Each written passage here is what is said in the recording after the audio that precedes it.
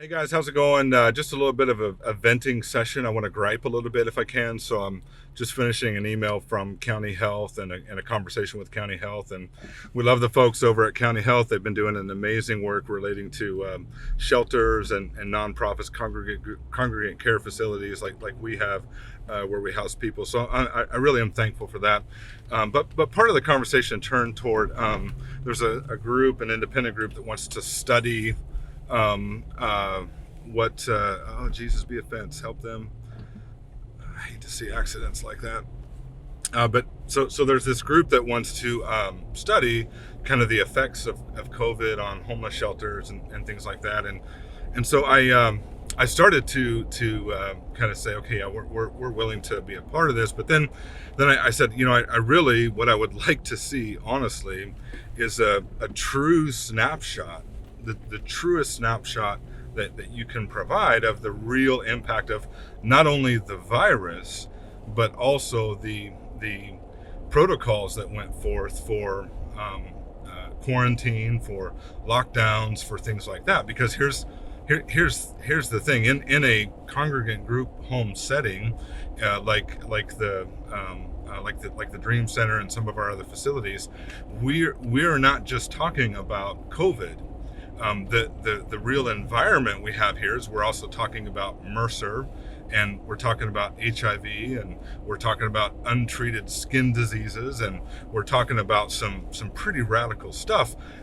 Also, to be included in that, we're talking about the disease of addiction that is out there.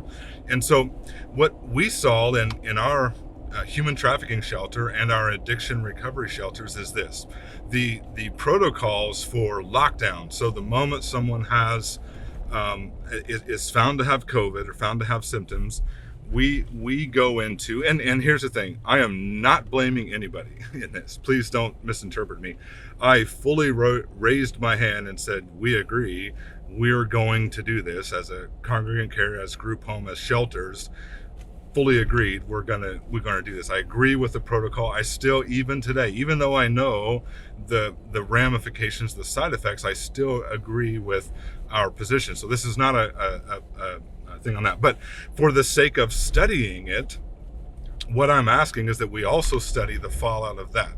So when homes like ours, shelters like ours are told you have to withdraw and isolate and essentially lock down a person who has COVID, and withdraw them from community, withdraw them from classes, withdraw them from all this, and they're in a room by themselves, essentially locked down. There's an impact to that. There's a psychological impact, especially to trafficking survivors, but also to people who are struggling with addiction. Like, there's a significant impact to that.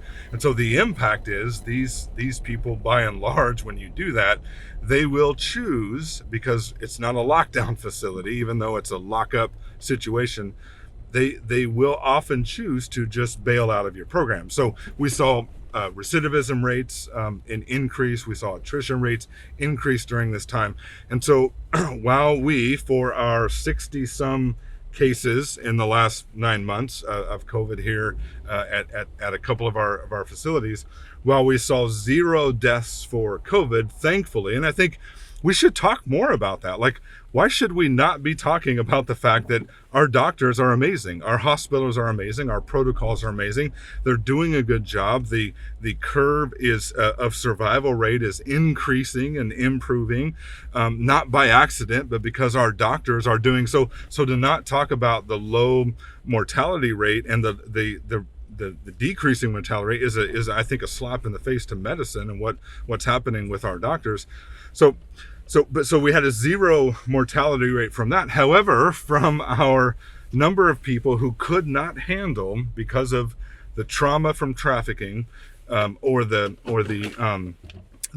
sociological, the physiological, psychological dynamics of addiction, who could not handle the lockdowns, and bailed out, the death rates from that are pretty high. We actually have 9 deaths that were caused by people that we know of. These are just ones we know of, by people who came in because of our COVID restrictions, bailed out, said, I can't do this, I can't be staying in a room, and succumbed through by death to either opioid addiction, which was the big one on the addiction side, or a gunshot wound, or drug behind a car in a street because of a trafficking related incident.